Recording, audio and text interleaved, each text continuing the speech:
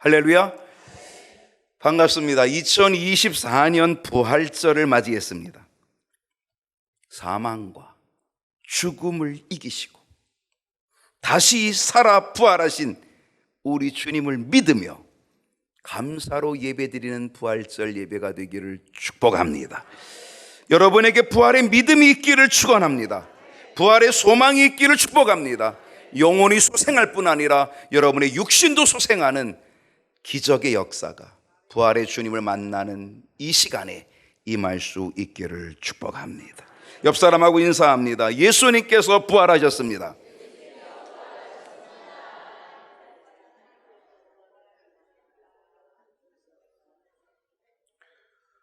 오늘 함께 나눌 말씀의 제목은 다 같이 한번 읽어볼까요? 시작. 부활은 역사일까요? 이 질문이 되게 어려울 수 있습니다. 젊은 사람들에게는 이건 정말 고민이 돼야 되는 그런 부분이기도 하고요. 연세 드신 분들은 이게 무슨 말이지? 라고 그렇게 생각이 될 수도 있습니다. 여러분, 부활은 역사일까요? 부활은 사실일까요? 꿈에는 얘기일까요? 만들어진 이야기일까요? 거짓일까요? 가짜일까요? 아니면 그건 사실이고 역사일까요? 여러분 어떻게 생각하십니까? 부활이 역사입니까? 역사일까요? 예수님이 십자가에 못 박혀 죽으셨다가 3일 만에 다시 살아났다는 이 이야기가 정말 진실일까요? 사실일까요? 그렇다면 그건 역사일 텐데요. 실상 우리들은 믿음을 갖고 신앙생활을 하고 있습니다. 이 땅에 많은 그리스도인들이 있습니다. 이 많은 그리스도인들이 있지만 그러나 이 많은 그리스도인들 가운데, 아니 여기에 있는 예배드리는 사람들 가운데 부활을 확실하게 믿는 사람은 과연 얼마나 될까요? 저도 궁금합니다. 정말 궁금합니다. 진짜 부활을 믿고 진짜 부활의 신앙으로 확신을 갖고 사는 사람, 그렇게 살아가는 그리스도인들이 얼마나 될까? 목사인 저도 궁금합니다. 여러분, 정말 예수님 부활하신 것이 맞을까요? 부활은 역사일까요? 예수님의 부활에 대해서 의심을 가진 사람들 많습니다. 왜냐? 예수님의 부활은 과학적이지 않다는 얘기입니다. 과학적이지 않기 때문에 이 부활은 꿈에는 얘기고 만들어진 이야기고 가짜라고 하는 겁니다. 거짓이라고 하는 겁니다. 그러면서 그들은 그들 나름대로의 논리를 주장합니다. 어떤 논리일까요? 그 첫 번째 논리는 기절설입니다. 예수님은 죽은 것이 아니라는 거예요. 뭐 한 거예요? 순간 기절하셨다는 거예요.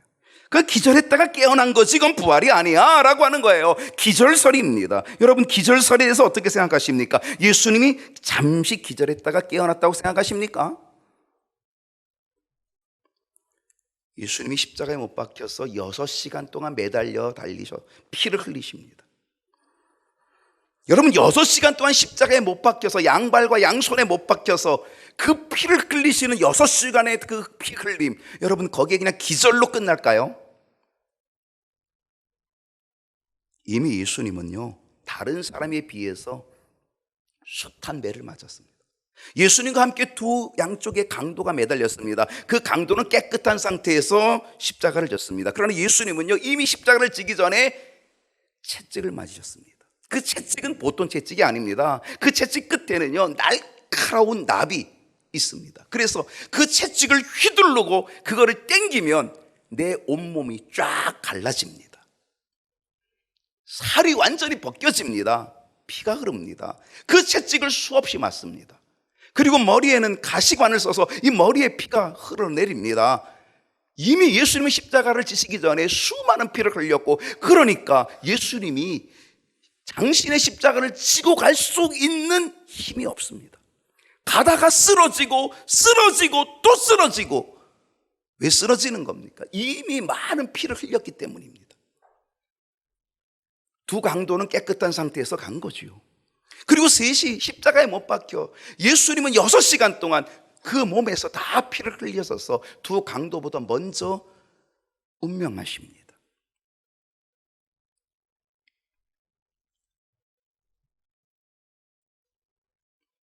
십자가형을 집행하는 로마 군인들이 여러분 죽은 것과 기절한 것을 구별 못하는 어리석은 사람은 아닙니다.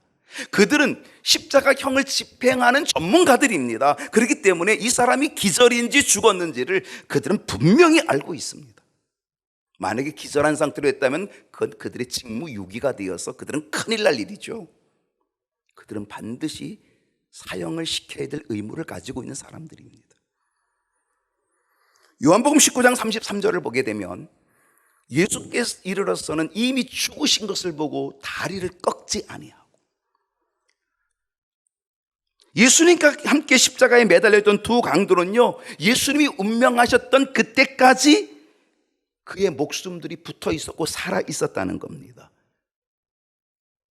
그래서 로마의 군병들이 이 양쪽에 있는 두 강도들의 다리를 해머로, 큰 망치, 그 해머로 여러분 십자가에 그 못으로 매달려 있는 그들의 다리를 쳐서 그 뼈를 부러뜨립니다. 엄청난 고통 중에서 그 다리를 부러뜨리는 그 고통이 순식간에 오면서 그들은 숨이 멈춥니다. 호흡을 할 수 없습니다. 그래서 죽게 됩니다. 그게 십자가에서 마지막 죽이는 방법입니다. 로마 군병들은 그렇게 죽이는 전문가들이었습니다. 근데 예수님께 와서 보니까 예수님은 이미 죽으셨어요. 운명하셨어요. 숨을 거두셨어요. 그래서 예수님께는 다리를 꺾지 아니했다는 거예요. 이것은 예언입니다.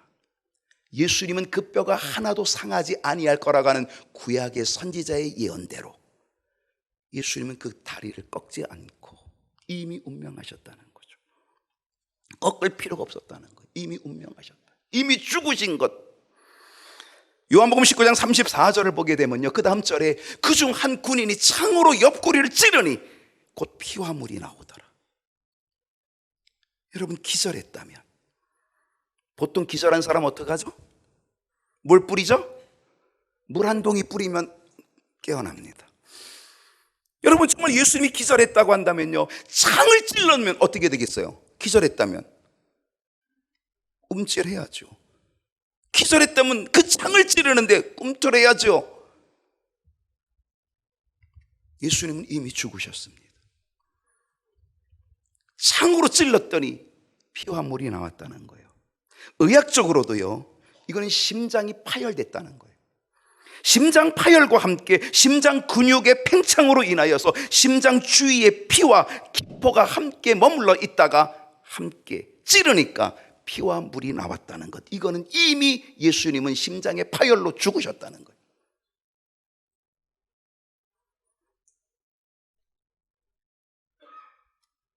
어떤 이론이 있을까요? 가연설입니다.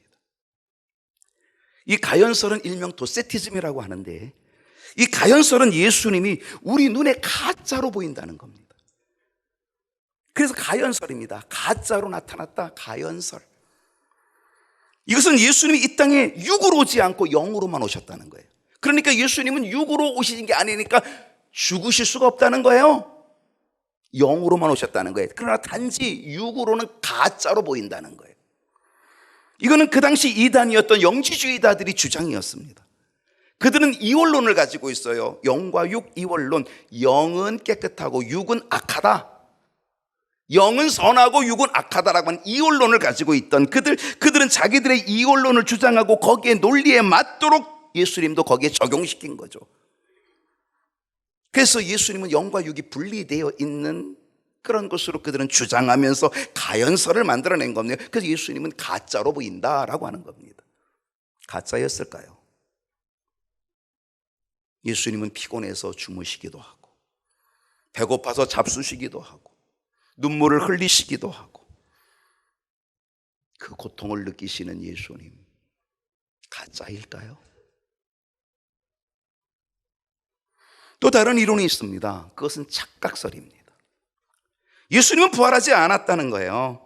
부활하지 않았는데 예수님을 너무 그리워하던 여인들이, 너무 예수님을 그리워하던 제자들이, 너무 예수님을 그리워하던 성도들이 마치 착각으로 환상을 보는 것처럼 예수님을 보았다는 거예요. 착각설. 여러분, 혼자는 착각이 있을 수도 있습니다. 그러나 11제자가 함께 착각할 리는 그건 쉽지 않은 일이죠. 여인들이 함께 착각하는 일도 쉽지 않을 것입니다. 그리고 500여 성도들이 함께 부활의 모습을 목격한 그들이 부활하신 주님을 만났는데 착각할 리는 없습니다. 어떤 이론이 있을까요? 도적설입니다. 예수님의 시체를 제자들이 밤중에 도적질해 갔다는 겁니다. 그리고 도적질에다가 어디다 숨겨놓고 예수가 부활했다라고 그렇게 거짓으로 하는 도적설을 얘기합니다. 여러분, 그렇다면 제자들이 도적질한 예수님의 시체는 어디 있을까요? 어디 있던 것입니까? 역사 속에서 많은 사람들이 예수님의 부활이 과학적이지 않다고 하면서 예수님 부활 거짓이다, 부활은 역사가 아니다, 이거를 증명해 보이려고 별별별 이론을 다 내세웠지만 그러나 이것은 설득력을 주지 못하고 있다는 겁니다. 오히려 성경은 예수님의 부활이 역사임을, 예수님의 부활이 진짜 사실임을 증거해 주고 있다는 거죠. 그건 꾸며낸 이야기도 아니고, 이건 전설의 고향과 같은 이야기도 아니고, 이거는 역사고 사실이라고 하는 사실을 성경은 우리에게 증명해 보여주고 있다는 사실입니다. 자, 오늘의 주제입니다. 왜 부활이 역사일까요? 왜 부활이 역사일까요? 왜 부활이 진짜 사실일까요? 그 첫 번째는 빈 무덤입니다.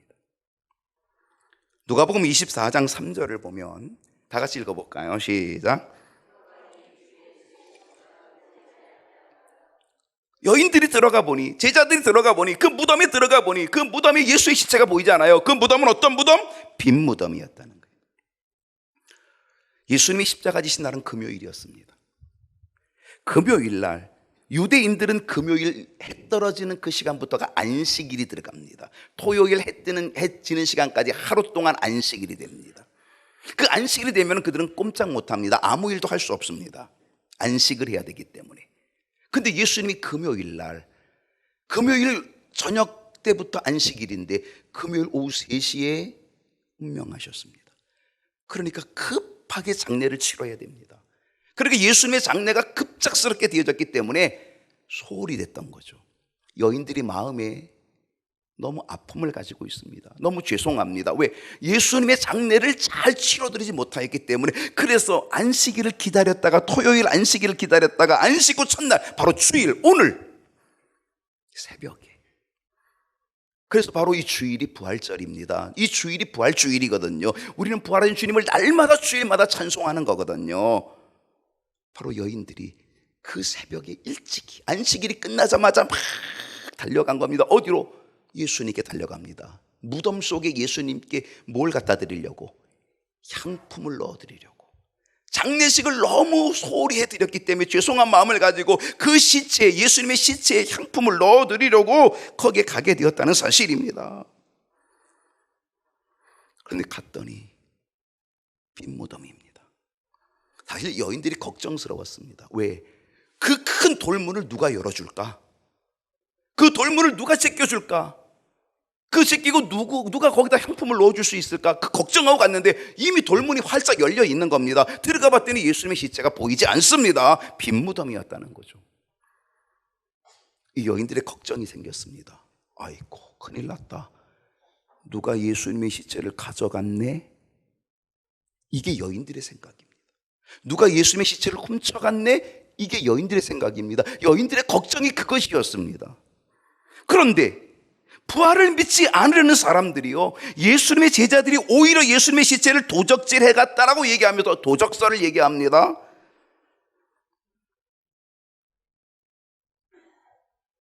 마태복음 28장 12절을 봅니다. 그들이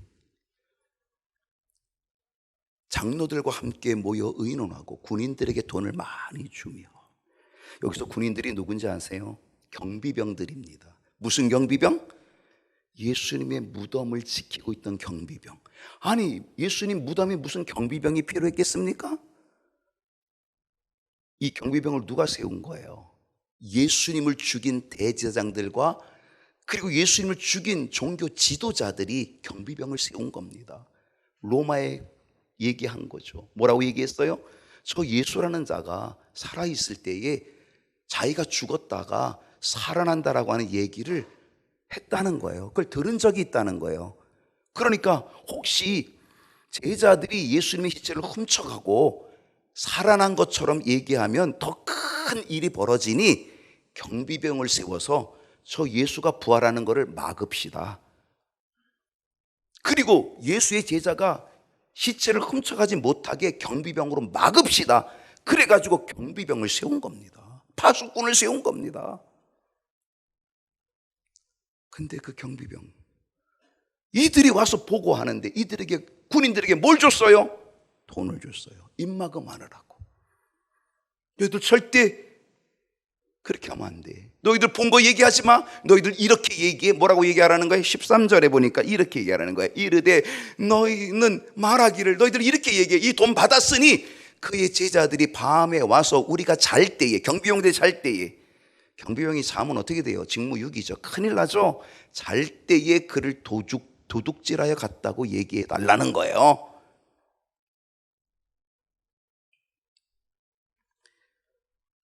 여러분, 왜 이 도적설이 안 맞을까요? 예수님이 십자가에 못 박은 그들, 그런데요, 이 도적설이 안 맞는 거죠.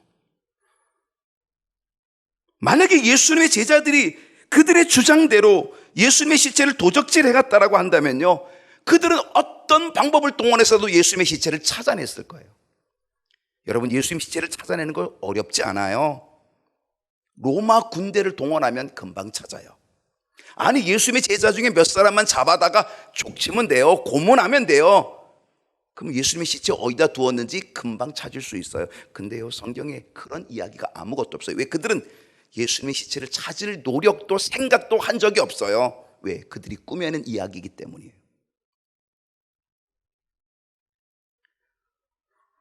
로마 군병들이 보고한 보고가 있었어요. 어떤 보고인지 아십니까? 마태복음 28장 2절을 보게 되면 큰 지진이 일어났다는 거예요. 이 로마 군병들이 본 것을 이야기하는 거죠. 큰 지진, 자기들이 무덤을 지키고 있는데 큰 지진이 일어났고 주의 천사가 하늘로부터 내려왔고, 그리고 돌이 갑자기 문이 열리면서 천사가 그 위에 앉아 있었다는 거예요. 3절을 보게 되면 그 형상이, 그 천사의 형상이 번개 같고 그 옷은 눈같이 휘어져서 막 광채가 난다라는 거죠. 4절을 보니까 어떻게 됐어요? 4절을 보니까 지키던 자들이, 파수꾼들이 어떻게 됐어요? 무서워하여 떨며 죽은 사람같이 되었다는 거예요. 바로 이 순간에 여인들이 예수님께 향품을 넣어드리려고 거기에 도착을 한 거예요. 5절에 보니까 천사들이 여인에게 이렇게 여자들에게 말하는 거예요.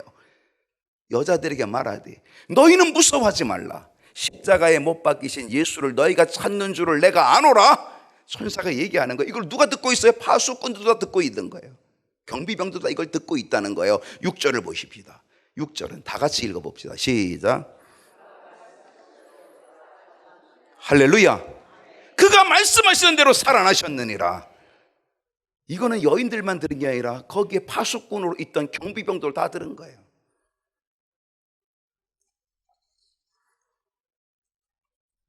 그리고 이 경비병들이 바로 이 되어진 일들을 상부에 보고한 거예요. 그랬더니 어떻게 했어요? 그들의 입을 막기 위하여 돈을 많이 주고 경비병들의 입을 막은 거예요. 그리고 거짓을 얘기하게 한 거예요. 밤중에 너희들이 자는 사이에 제자들이 와서, 근데 혹시 너희들이 자면 직무유기니까 이게 상부에 보고되면 혹시 문제가 되면 우리가 다 그건 막아줄게.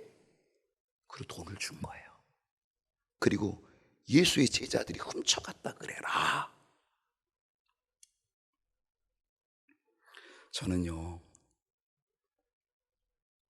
경비병들이 그때는 돈을 받았고 입을 조금 다물었지만 제 생각에는 그들이 훗날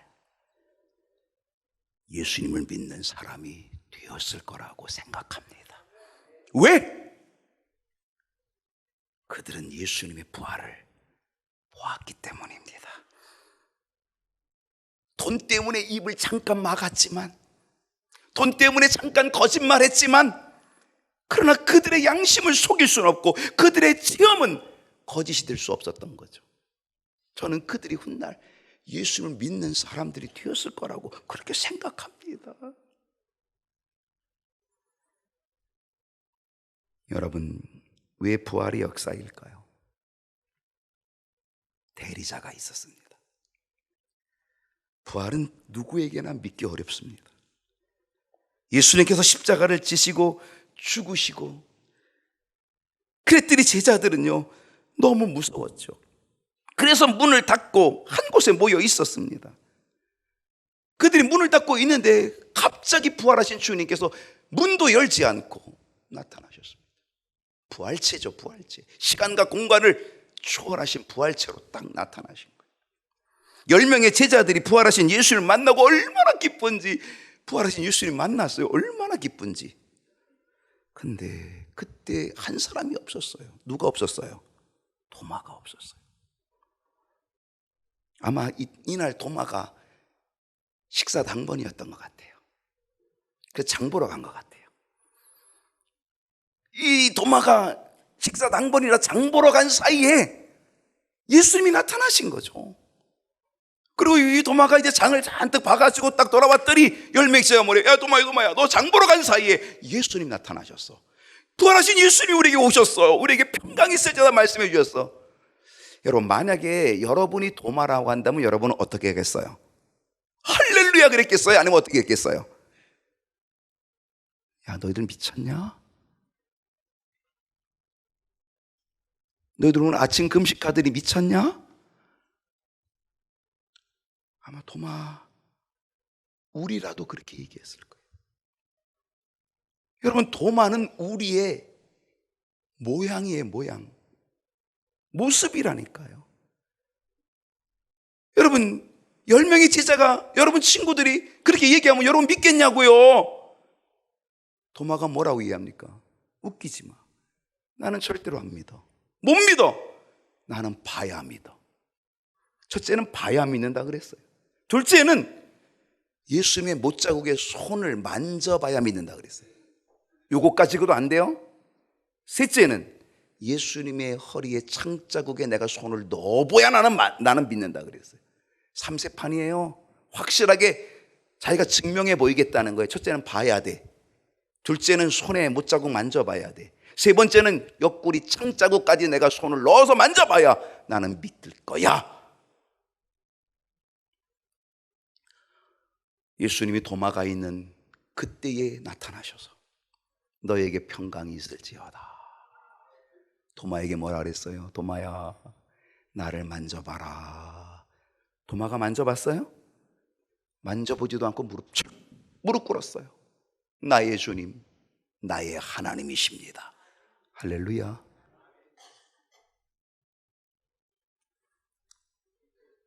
저는 왜 도마가 장 보러 갔을까? 왜 도마가 그 순간에 자리에 없었을까? 우리를 위해서. 도마는 이미 우리의 대리자로 예수님의 부활을 증명해 준 사람이었다는 거죠. 우리의 대리자로. 내가 의심하고 내가 확인해야 될 것을 도마가 의심하고 도마가 대신 대리자로, 우리의 대리자로 확인해 줬다는 거죠.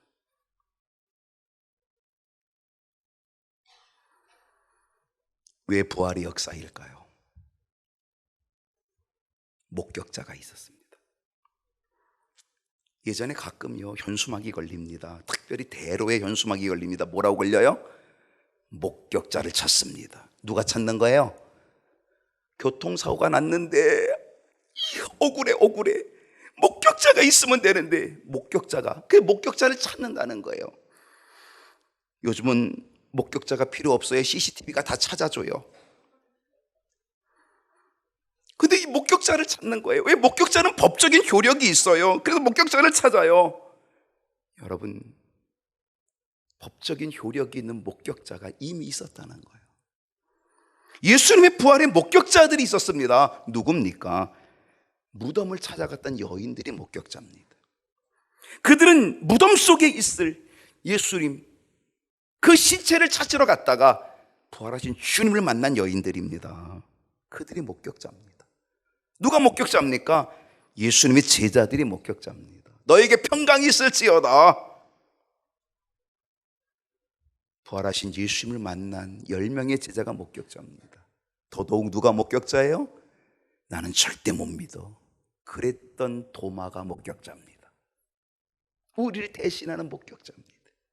엠마오로 가던 두 제자, 예수님께서 그들에게 말씀을 풀어주시고 그들에게 떡을 띄워주실 때 그들의 눈이 밝아져서 부활하신 주님을 딱 보는 순간에 주님이 사라져버리죠.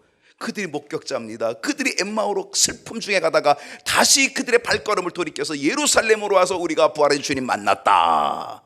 그들이 목격자입니다. 승천하실 때 함께 있었던 사람들이 목격자입니다. 40일 동안 예수님과 함께 있었던 40일 동안 예수님이 이 땅에 계시면서 승천하기 전까지 사람들을 만난 그들이 목격자들입니다. 사도행전 1장 11절을 보게 되면 갈릴리 사람들아 어찌하여 서서 하늘을 쳐다보느냐. 너희 가운데 하늘로 올려지신 이 부활하신 예수는 하늘로 가심을 본 그대로 오시리라. 예수님이 부활하시고 승천하여 하늘로 올라가실 때에 갈릴리 사람들이 그걸 다 바라보고 있었거든요. 그들이 목격자입니다. 이 부활하신 예수님 승천하여 올라가시는 이 장면, 하늘로 가심 본 그대로 오시리라. 누가 목격자입니까? 500여 성도들이 목격자입니다. 고린도서 15장 6절을 보십시다. 그 후에 500여 형제에게 일시에 보이셨나니, 부활하신 주님이 500여 형제에게 일시에 나타나 보이셨나니 그 중에 지금까지 대다수는 아직도 살아있고 어떤 사람은 먼저 죽었으며 잠들었으며. 누가 목격자입니까? 500의 성도들이 목격자입니다. 그리고 또 누가 목격자였어요? 나도 목격자야. 사도 바울이 얘기했습니다. 8절을 보게 되면은요, 맨 나중 만삭되지 못하여 난 자 같은 내게도 보이셨다.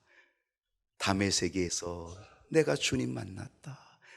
다메섹에서 부활하신 주님의 빛을 내가 보았고 그 음성을 들었고 나도 부활하신 주님을 내가 만난 목격자다. 사도 바울이 그렇게 증거하고 있는 줄로 믿습니다. 여러분, 그들이 헛것을 본 걸까요? 착각한 걸까요? 수많은 목격자가 있다라고 하는 것은 부활은 역사임을, 예수님의 부활은 역사임을, 사실임을 증명해 주는 줄로 믿습니다. 왜 부활이 역사일까요? 변화입니다. 만약에 부활이 역사가 아니고 꾸며진 이야기라고 한다면요, 기독교는 존재하지 않습니다. 존재할 수가 없습니다. 엄청난 핍박을 견뎌낼 힘이 없습니다. 부활이 역사가 아니고 부활이 그냥 만들어진 이야기, 전설의 고향 정도 된다라고 한다면요, 누가 그 전설의 고향에, 그 만들어진 이야기에, 그 거짓된 이야기에 자기 목숨을 걸겠어요? 기름가마에 태워 죽이는데, 톱으로 잘라 죽이는데 누가 그 거짓된 거에 목숨을 걸겠냐고요. 베드로는요, 예수님의 수제자였습니다. 그는 대단한 열정이 있었습니다. 근데요, 예수님께서 예수님께서 겟세마네 동산에서 아주 힘없이 붙들려 갈 때는요, 이 베드로는 아주 나약한 모습이 됩니다. 실상 베드로는요, 아주 용감했습니다. 예수님이 막 무리를 걸어 오시니까 베드로가 저도 무리를 걷게 해달라고 그러고 바다로 펑덩 뛰어들어선 사람이 베드로입니다. 예수님이 체포당할 때에, 그때에 잡으러 올 때에 베드로가 자기 칼을 뽑아가지고 말고의 길을 잘라버렸습니다. 지금 로마 군병도 있고 지금 많은 사람들이 지금 무기를 가지고 왔는데요, 베드로가 자기 칼 하나 가지고 말고를 쳤다고 하는 거죠. 왜 그런지 아십니까? 베드로는 믿을 게 있었습니다. 누굴 믿을 게 있었어요? 예수님 든든한 백이 있었거든. 베드로는 예수님의 능력을 봤거든요. 오병이의 기적도 봤거든요. 바다 위를 걸어오시는 것도 봤거든요. 수많은 병자들을 고쳐주는 걸 봤거든요. 죽은 나사로도 살려내는 걸 봤거든요. 예수님의 능력을 봤던 이 베드로는요, 야, 너희들 아무리 큰 무기 갖고 와도 우리 예수님 얼마나 큰 능력 있는 줄 알아? 너희들 이제 죽었다. 베드로는요, 그 용기를 가지고 칼을 뽑아서 말고를 쳤다니까요. 누굴 믿고? 예수님 믿고. 근데 예수님이 아무 기적도 능력도 행하지 않아요. 그냥 아주 힘없이 그냥 체포돼서 가시는 거예요. 그 모습을 보고 베드로가 어떻게 됐어요? 완전히 나약해졌어요. 그래서 슬금슬금 따라갔다가 여자아이가 너도 예수 믿는 사람 아니냐? 너 예수의 제자 아니냐? 아니야, 절대 아니야. 내가 저를 알면 나는 저주받은 사람이고 내가 맹세코 저를 몰라. 나 예수 몰라. 백그라운드, 능력의 주님이 뒤에 있다는 사실을 믿고 그렇게 칼을 휘둘렀던 베드로가 여자아이 앞에서 나 예수 모른다. 그리고 어떻게 했어요? 문을 걸어 잠그고 숨었어요. 두려워서 숨었어요.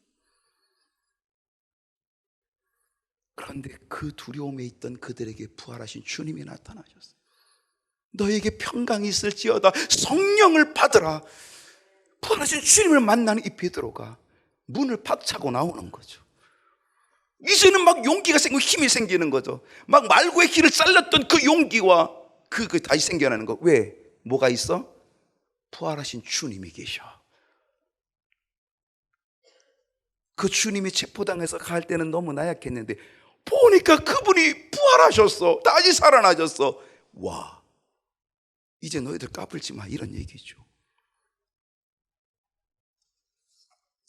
사도행전 14장 19절을 보게 되면 베드로와 요한이 대답하여 이르되 하나님 앞에서 너희의 말 듣는 것이 하나님의 말씀 듣는 것보다 옳은가 판단하라. 여자아이 앞에서 두려워서 나는 예수를 모른다고 부인했던 베드로가 권세자들 앞에서 이렇게 당당하게 얘기한 거예요. 하나님의 말씀 듣는 것, 그것이 더 옳다. 그러면서 20절에 뭐라 그랬어요? 우리는 보고 들은 것을 말하지 아니할 수 없노라. 할렐루야. 이 담대함에 이 용기가 어디서 나온 거예요? 주님의 부활의 백그라운드.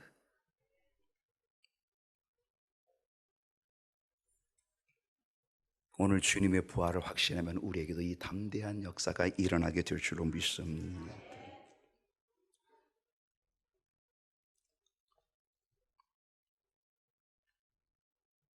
제자들은 담대해졌습니다.